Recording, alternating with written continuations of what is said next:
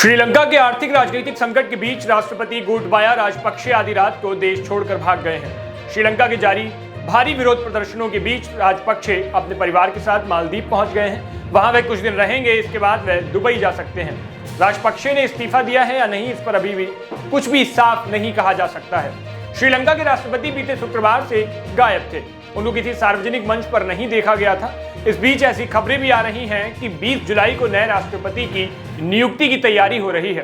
ताजा जानकारी के मुताबिक गोटबाया अपनी आखिरी मंजिल पर पहुंचने के बाद ही इस्तीफा देंगे। वे मालदीव से साउथ एशिया के किसी देश में जाएंगे, वहां से अपनी आखिरी मंजिल की तरफ निकलेंगे, जिसके बारे में अब तक कुछ साफ नहीं कहा जा सकता।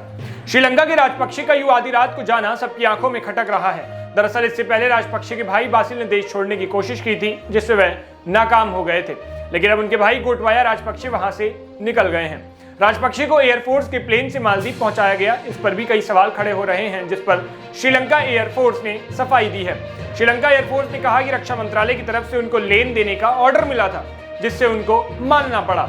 वहीं इमिग्रेशन विभाग ने अपनी सफाई में कहा कि ऐसा कोई कानून नहीं है कि वह मौजूदा राष्ट्रपति को देश छोड़ने से रोक ले। ऐसी भी खबरें आई थी कि भारत ने देश छोड़ने में राजपक्षे की मदद की है।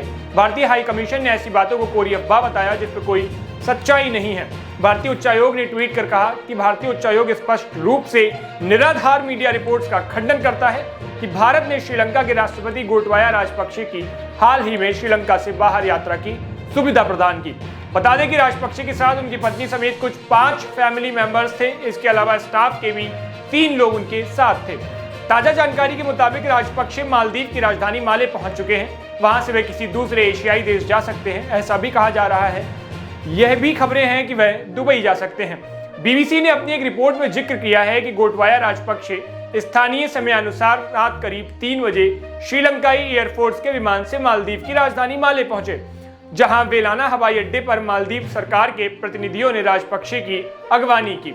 डेली मिरर ऑनलाइन की एक खबर के मुताबिक राजपक्षे अपने सुरक्षित ठिकाने के लिए मालदीव से अब किसी दूसरे देश में जा सकते हैं, जिसके बारे में भी स्पष्ट जानकारी नहीं है।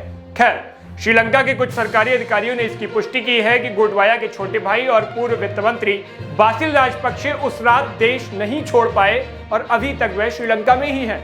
बीबीसी ने पहले सूत्रों के हवाले से बताया था कि बासिल भी देश छोड़कर चले गए हैं, क्योंकि देश के सबसे खराब आर्थिक संकट के लिए काफी हद तक बासिल को ही जिम्मेदार ठहराया जा रहा है।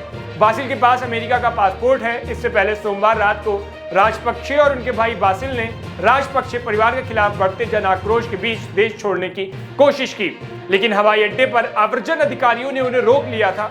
बासिल ने ईंधन, खाद्य पदार्थ और अन्य जरूरी वस्तुओं की कमी के खिलाफ लोगों के सड़कों पर उतर जाने के बाद अप्रैल की शुरुआत में वित्त मंत्री के तौर पर इस्तीफा दे दिया था और जून में संसद में भी अपनी सीट छोड़ दी थी।